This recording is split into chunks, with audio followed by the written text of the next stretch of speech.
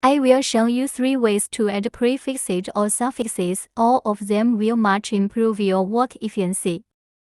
First way is using Format Cells function. Select all the data, then use shortcuts to bring Format Cells function. Choose Custom, then type in this in the type area.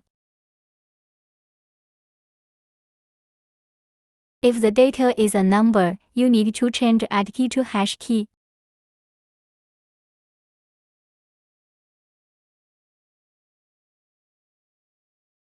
The second way is using a formula to inserting prefixes and suffixes. The formula is shown as below. Complete the formula, then drag it down with the mouse, or use Ctrl+C to copy and use Ctrl+V to paste.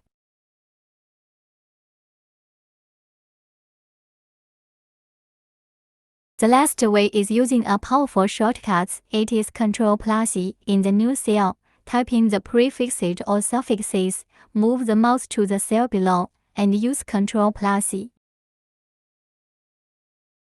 In the comments, tell me which method you will use. Any questions, please leave me a message.